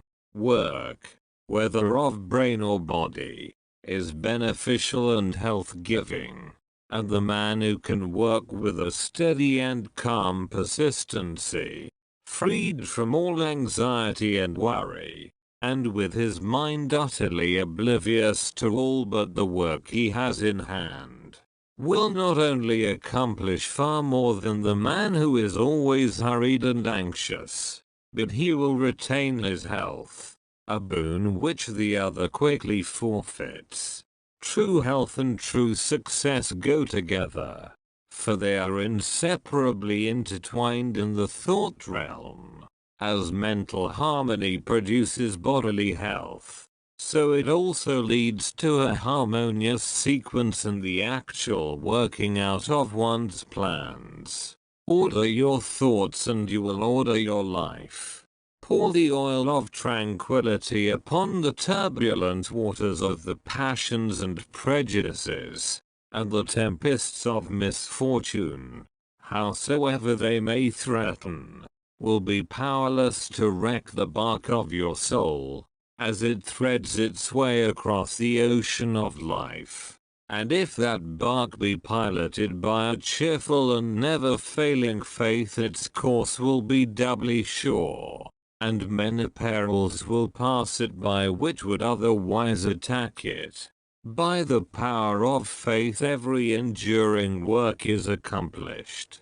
Faith in the Supreme, faith in the overruling law, faith in your work, and in your power to accomplish that work. Here is the rock upon which you must build if you would achieve, if you would stand and not fall.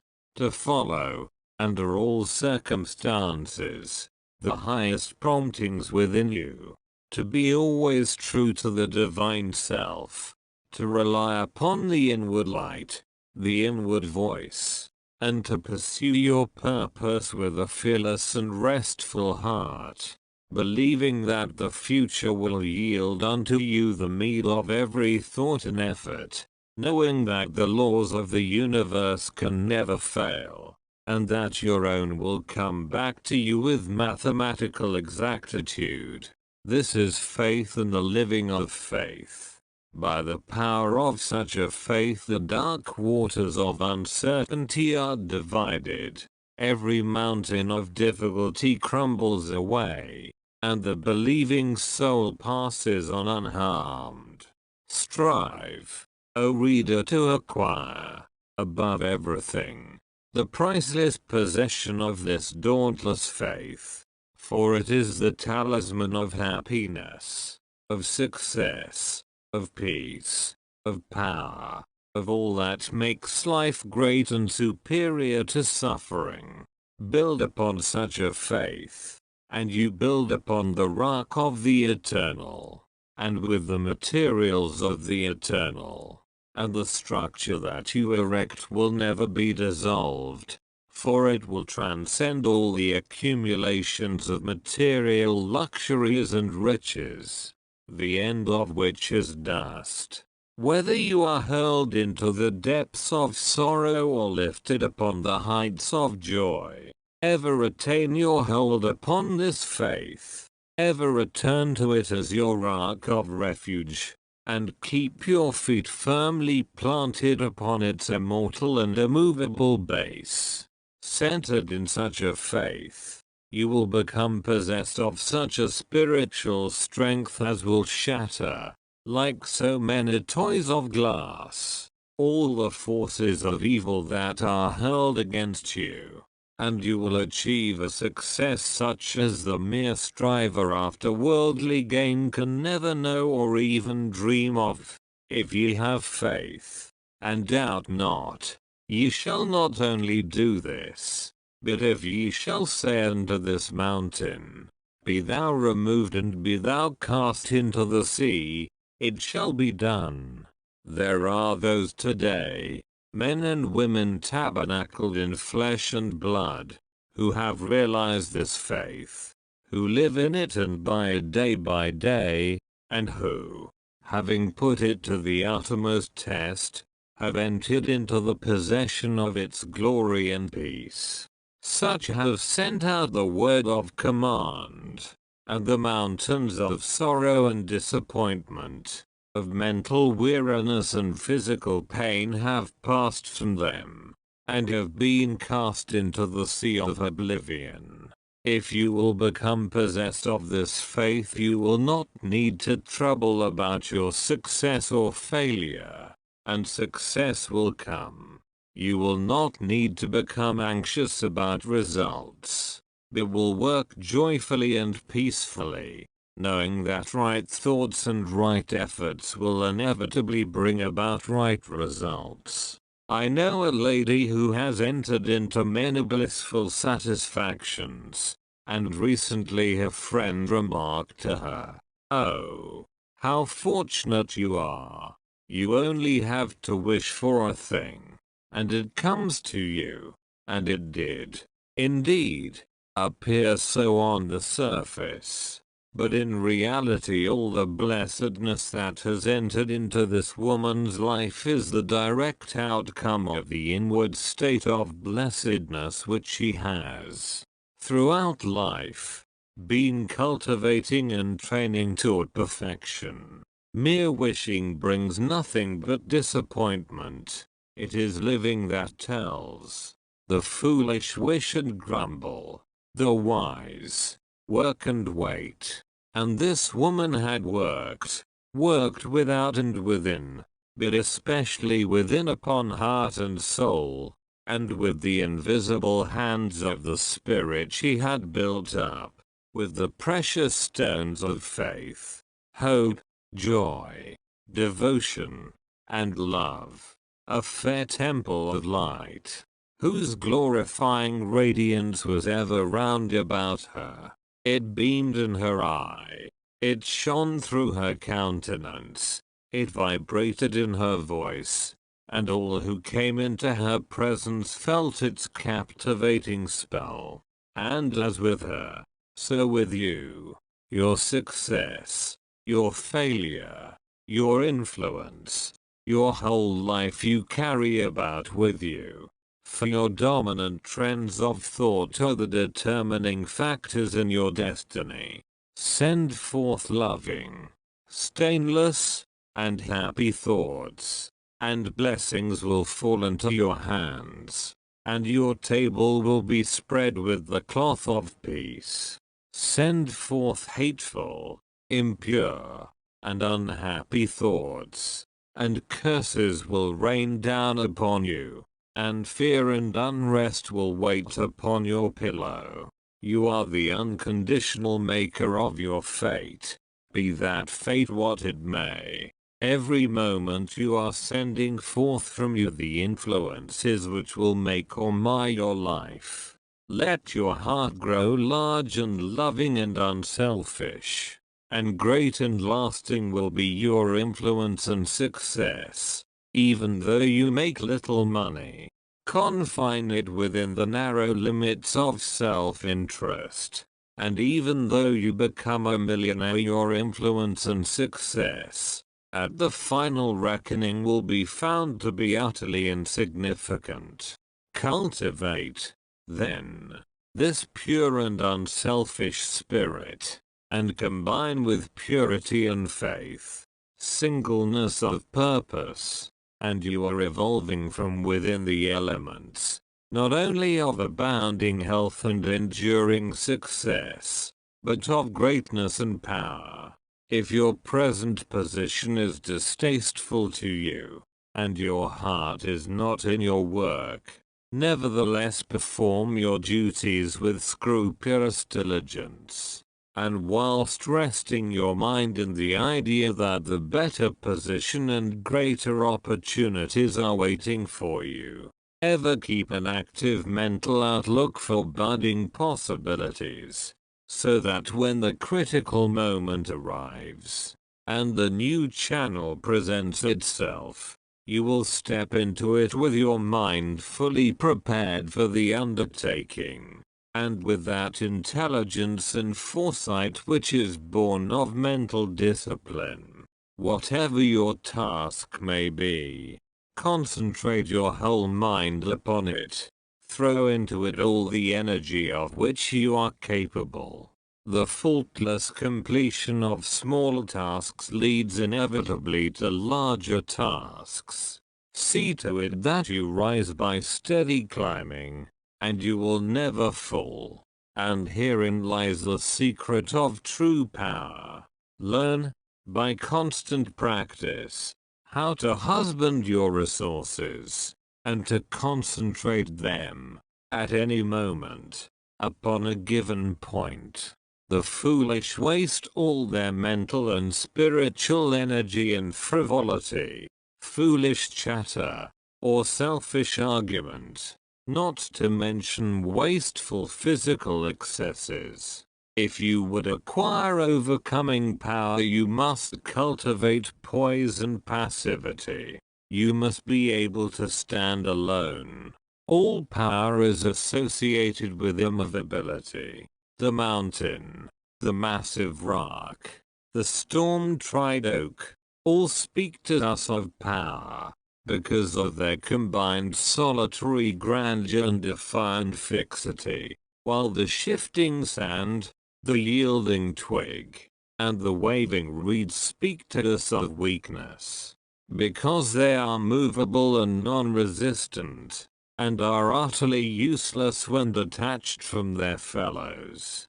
He is the man of power who, when all his fellows are swayed by some emotion or passion, remains calm and unmoved. He only is fitted to command and control who has succeeded in commanding and controlling himself. The hysterical, the fearful, the thoughtless and frivolous, let such seek company, or they will fall for lack of support. But the calm, the fearless, the thoughtful, and let such seek the solitude of the forest, the desert, and the mountain top, and to their power more power will be added, and they will more and more successfully stem the psychic currents and whirlpools which engulf mankind. Passion is not power, it is the abuse of power, the dispersion of power. Passion is like a furious storm which beats fiercely and wildly upon the embattled rock, whilst power is like the rock itself, which remains silent and unmoved through it all. That was a manifestation of true power when Martin Luther, wearied with the persuasions of his fearful friends, who were doubtful as to his safety should he go to Worms, replied, "If there were as many devils in Worms as there are tiles on the housetops, I would go." And when Benjamin Disraeli broke down in his first parliamentary speech, and brought upon himself the derision of the House, that was an exhibition of germinal power when he exclaimed, "The day will come when you will consider it an honor to listen to me." When that young man, whom I knew, passing through continual reverses and misfortunes, was mocked by his friends and told to desist from further effort, and he replied, "The time is not far distant when you will marvel at my good fortune and success." He showed that he was possessed of that silent and irresistible power which has taken him over innumerable difficulties, and crowned his life with success. If you have not this power, you may acquire it by practice, and the beginning of power is likewise the beginning of wisdom. You must commence by overcoming those purposeless trivialities to which you have hitherto been a willing victim. boisterous and uncontrolled laughter, slander and idle talk, and joking merely to raise a laugh. All these things must be put on one side as so much waste of valuable energy. Saint Paul never showed his wonderful insight into the hidden laws of human progress to greater advantage than when he warned the Ephesians against foolish talking and jesting which is not convenient. For to dwell habitually in such practices is to destroy all spiritual power and life. As you succeed in rendering yourself impervious to such mental dissipations, you will begin to understand what true power is, and you will then commence to grapple with the more powerful desires and appetites which hold your soul in bondage, and bar the way to power. And your further progress will then be made clear. Above all, be of single aim, have a legitimate and useful purpose, and devote yourself unreservedly to it. Let nothing draw you aside. Remember that the double-minded man is unstable in all his ways. Be eager to learn, but slow to beg. Have a thorough understanding of your work, and let it be your own. And as you proceed, ever following the inward guide, the infallible voice, you will pass on from victory to victory, and will rise step by step to higher resting places. And your ever-broadening outlook will gradually reveal to you the essential beauty and purpose of life. Self-purified, health will be yours, faith protected, success will be yours, self-governed, power will be yours, and all that you do will prosper. 4. Ceasing to be a disjointed unit, self-enslaved, you will be in harmony with the great law, working no longer against, but with, the universal life, the eternal good, and what health you gain it will remain with you. What success you achieve will be beyond all human computation, and will never pass away, and what influence and power you wield will continue to increase throughout the ages, for it will be a part of that unchangeable principle which supports the universe. This, then, is the secret of health, a pure heart and a well-ordered mind. This is the secret of success, an unfaltering faith, and a wisely directed purpose, and to rein in, with unfaltering will, the dark steed of desire. This is the secret of power. All ways are waiting for my feet to tread. The light and dark, the living and the dead, the broad and narrow way, the high and low, the good and bad, and with quick step or slow, I now may enter any way I will, and find, by walking, which is good, which ill, and all good things my wandering feet await, if I but come, with vow inviolate, unto the narrow, high and holy way of heart-born purity, and therein stay, walking, secure from him who taunts and scorns, to flowery meads, across the path of thorns, and I may stand where health, success, and power await my coming, if, each fleeting hour, I cling to love and patience, and abide with stainlessness, and never step aside from high integrity. So shall I see at last the land of immortality, and I may seek and find, I may achieve, I may not claim, but, losing, may retrieve. The law bends not for me, but I must bend under the law, if I would reach the end of my afflictions, If I would restore my soul to light and life, and weep no more, not mind the arrogant and selfish claim to all good things, be mine the lowly aim to seek and find, to know and comprehend, and wisdom ward all holy footsteps wend. Nothing is mine to claim or to command, but all is mine to know and understand. 6.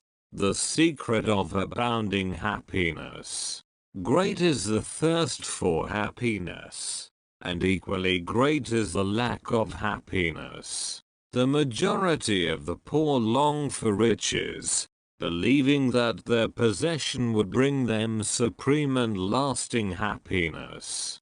Men who are rich, having gratified every desire and whim, suffer from ennui and repletion, and are farther from the possession of happiness even than the very poor. If we reflect upon this state of things, it will ultimately lead us to a knowledge of the all-important truth that happiness is not derived from mere outward possessions, nor misery from the lack of them. For if this were so, we should find the poor always miserable, and the rich always happy, whereas the reverse is frequently the case. Some of the most wretched people whom I have known were those who were surrounded with riches and luxury, whilst some of the brightest and happiest people I have met were possessed of only the barest necessities of life.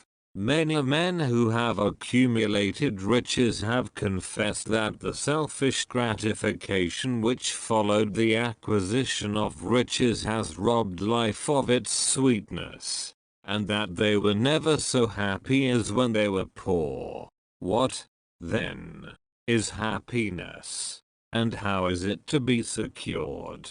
Is it a figment, a delusion? And is suffering alone perennial? We shall find, after earnest observation and reflection, that all, except those who have entered the way of wisdom, believe that happiness is only to be obtained by the gratification of desire. It is this belief, rooted in the soil of ignorance, and continually watered by selfish cravings, that is the cause of all the misery in the world. And I do not limit the word desire to the grosser animal cravings. It extends to the higher psychic realm, where far more powerful, subtle, and insidious cravings hold in bondage the intellectual and refined, depriving them of all that beauty, harmony, and purity of soul whose expression is happiness. Most people will admit that selfishness is the cause of all the unhappiness in the world, but they fall under the soul-destroying delusion that it is somebody else's selfishness, and not their own. When you are willing to admit that all your unhappiness is the result of your own selfishness, you will not be far from the gates of paradise. But so long as you are convinced that it is the selfishness of others that is robbing you of joy, so long will you remain a prisoner in your self-created purgatory, chamber of torture. Happiness is that inward state of perfect satisfaction which is joy and peace, and from which all desire is eliminated. The satisfaction which results from gratified desire is brief and illusionary, and is always followed by an increased demand for gratification. Desire is as insatiable as the ocean, and clamors louder and louder as its demands are attended to. It claims ever-increasing service from its deluded devotees, until at last they are struck down with physical or mental anguish, and are hurled into the purifying fires of suffering. Desire is the region of hell, and all torments are centered there. The giving up of desire is the realization of heaven, and all delights await the pilgrim there. I sent my soul through the invisible, some letter of that afterlife to spell, and by my soul returned to me, and whispered, I myself am heaven and hell. Heaven and hell are inward states. Sink into self and all its gratifications, and you sink into hell.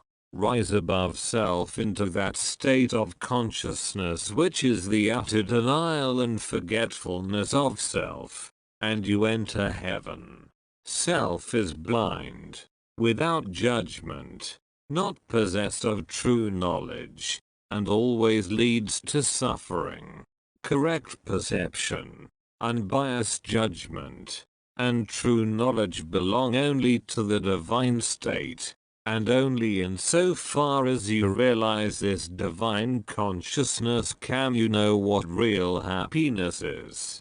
So long as you persist in selfishly seeking for your own personal happiness, so long will happiness elude you, and you will be sowing the seeds of wretchedness.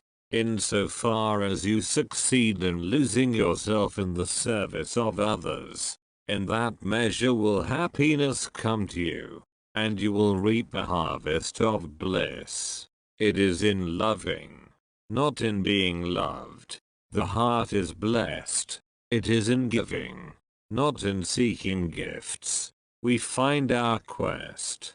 Whatever be thy longing or thy need, that do thou give, so shall thy soul be fed, and thou indeed shalt truly live. Cling to self, and you cling to sorrow. Relinquish self, and you enter into peace. To seek selfishly is not only to lose happiness, but even that which we believe to be the source of happiness. See how the glutton is continually looking about for a new delicacy wherewith to stimulate his deadened appetite, and how, bloated, burdened, and diseased, scarcely any food at last is eaten with pleasure, whereas, he who has mastered his appetite, and not only does not seek, but never thinks of gustatory pleasure, finds delight in the most frugal meal, the angel form of happiness, which men, looking through the eyes of self, imagine they see in gratified desire, when clasped is always found to be the skeleton of misery. Truly, he that seeketh his life shall lose it, and he that loseth his life shall find it. Abiding happiness will come to you when, ceasing to selfishly cling, you are willing to give up. When you are willing to lose, unreservedly, that impermanent thing which is so dear to you, and which, whether you cling to it or not, will one day be snatched from you, then you will find that that which seemed to you like a painful loss, turns out to be a supreme gain. To give up in order to gain, than this there is no greater delusion, nor no more prolific source of misery, but to be willing to yield up and to suffer loss. This is indeed the way of life. How is it possible to find real happiness by centering ourselves in those things which, by their very nature, must pass away? Abiding and real happiness can only be found by centering ourselves in that which is permanent. Rise, therefore, above the clinging to and the craving for impermanent things, and you will then enter into a consciousness of the eternal. And as, rising above self, and by growing more and more into the spirit of purity, self, sacrifice and universal love, you become centered in that consciousness, you will realize that happiness which has no reaction, and which can never be taken from you. The heart that has reached utter self-forgetfulness in its love for others has not only become possessed of the highest happiness but has entered into immortality, for it has realized the divine. Look back upon your life, and you will find that the moments of supremest happiness were those in which you uttered some word, or performed some act, of compassion or self-denying love. Spiritually, happiness and harmony are synonymous. Harmony is one phase of the great law whose spiritual expression is love. All selfishness is discord, and to be selfish is to be out of harmony with the divine order. As we realize that all-embracing love, which is the negation of self, we put ourselves in harmony with the divine music, the universal song, and that ineffable melody which is true happiness becomes our own. Men and women are rushing hither and thither in the blind search for happiness, and cannot find it, nor ever will until they recognize that happiness is already within them and round about them, filling the universe, and that they, in their selfish searching, are shutting themselves out from it. I followed happiness to make her mine. Past towering oak and swinging ivy vine she fled. I chased, o'er slanting hill and dale, o'er fields and meadows, in the purpling vale, pursuing rapidly o'er a dashing stream. I scaled the dizzy cliffs where eagles scream. I traversed swiftly every land and sea, but always happiness eluded me. Exhausted, fainting, I pursued no more, but sank to rest upon a barren shore. One came and asked for food, and one for alms. I placed the bread and gold in bony palms. One came for sympathy, and one for rest. I shared with every needy one my best. When I, O sweet happiness, with form divine, stood by me, whispering softly, I am thine. These beautiful lines of Burleigh's express the secret of all abounding happiness. Sacrifice the personal and transient, and you rise at once into the impersonal and permanent.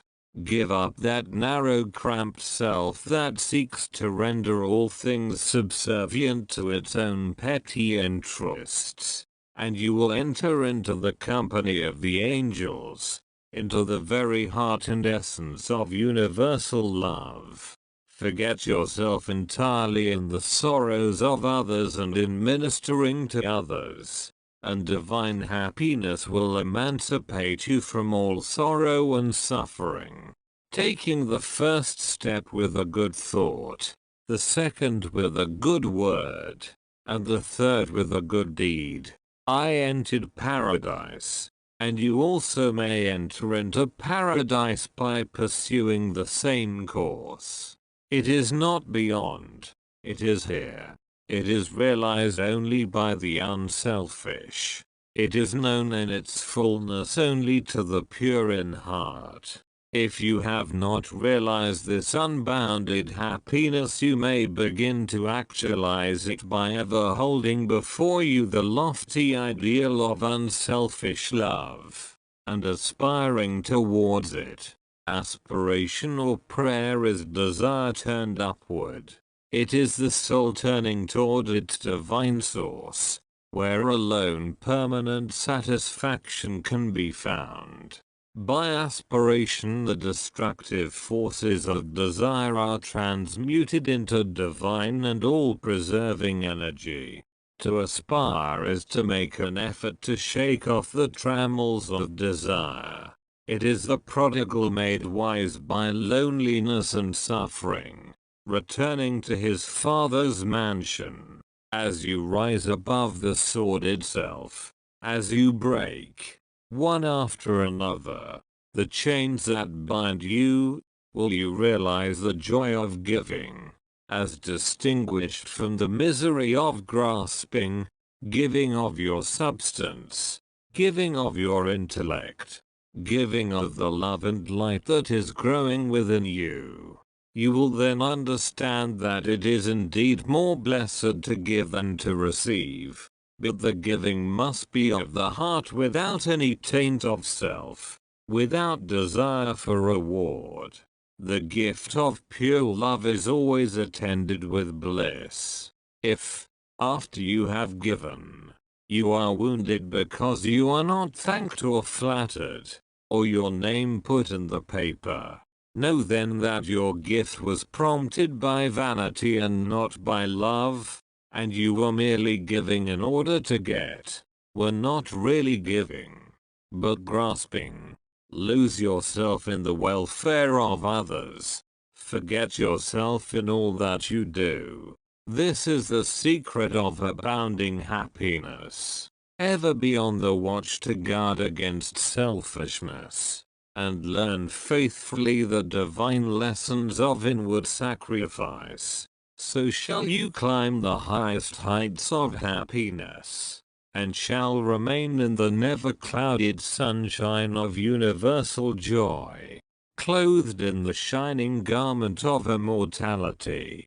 Are you searching for the happiness that does not fade away? Are you looking for the joy that lives and leaves no grievous day? Are you panting for the water brooks of love and life and peace? Then let all dark desires depart, and selfish seeking cease. Are you lingering in the paths of pain, grief haunted, stricken sore? Are you wandering in the ways that wound your weary feet the more? Are you sighing for the resting place where tears and sorrows cease? Then sacrifice your selfish heart and find the heart of peace. 7. The realization of prosperity. It is granted only to the heart that abounds with integrity, trust, generosity and love to realize true prosperity. The heart that is not possessed of these qualities cannot know prosperity, for prosperity, like happiness, is not an outward possession, but an inward realization.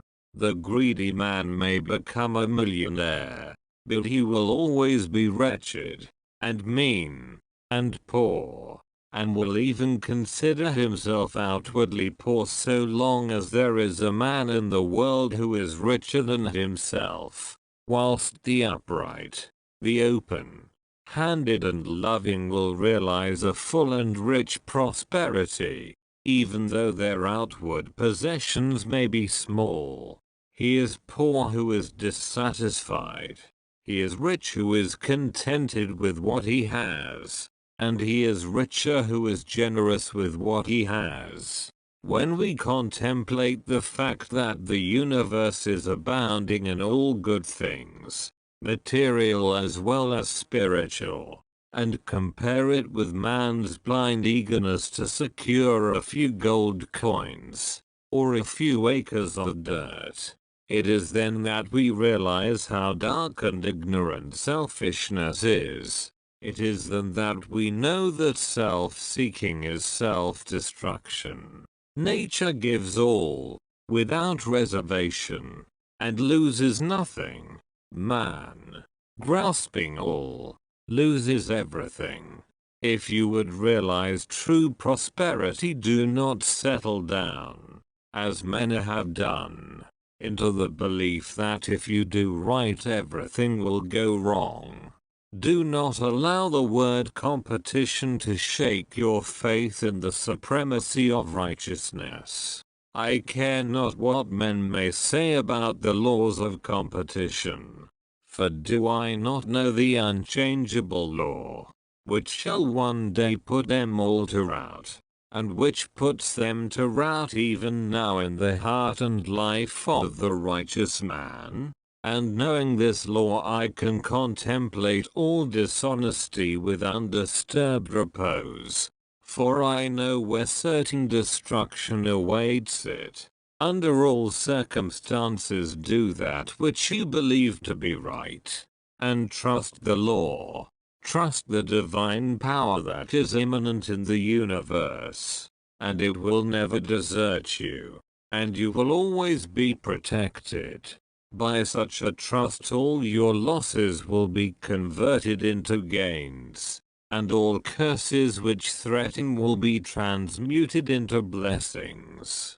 Never let go of integrity, generosity, and love, for these, coupled with energy, will lift you into the truly prosperous state. Do not believe the world when it tells you that you must always attend to number one first, and to others afterwards. To do this is not to think of others at all, but only of one's own comforts. To those who practice this, the day will come when they will be deserted by all. And when they cry out in their loneliness and anguish, there will be no one to hear and help them. To consider oneself before all others is to cramp and warp and hinder every noble and divine impulse. Let your soul expand. Let your heart reach out to others in loving and generous warmth. And great and lasting will be your joy, and all prosperity will come to you. Those who have wandered from the highway of righteousness guard themselves against competition. Those who always pursue the right need not to trouble about such defense. This is no empty statement. There are men today who, by the power of integrity and faith, have defied all competition, and who, without swerving in the least from their methods, when competed with, have risen steadily into prosperity, whilst those who tried to undermine them have fallen back defeated. To possess those inward qualities which constitute goodness is to be armored against all the powers of evil, and to be doubly protected in every time of trial. And to build oneself up in those qualities is to build up a success which cannot be shaken, and to enter into a prosperity which will endure forever. The white robe of the heart invisible is stained with sin and sorrow, grief and pain, and all repentant pools and springs of prayer shall not avail to wash it white again. While in the path of ignorance I walk, the stains of error will not cease to cling. Defilements mark the crooked path of self, where anguish lurks and disappointments sting. Knowledge and wisdom only can avail to purify and make my garment clean. For therein lie love's waters, therein rests peace undisturbed, eternal, and serene. Sin and repentance is the path of pain. Knowledge and wisdom is the path of peace. By the near way of practice I will find where bliss begins, how pains and sorrows cease. Self shall depart, and truth shall take its place. The changeless one, the indivisible, shall take up his abode in me, and cleanse the white robe of the heart invisible. End of James Allen's From Poverty to Power, or the Realization of Prosperity and Peace, Part 1.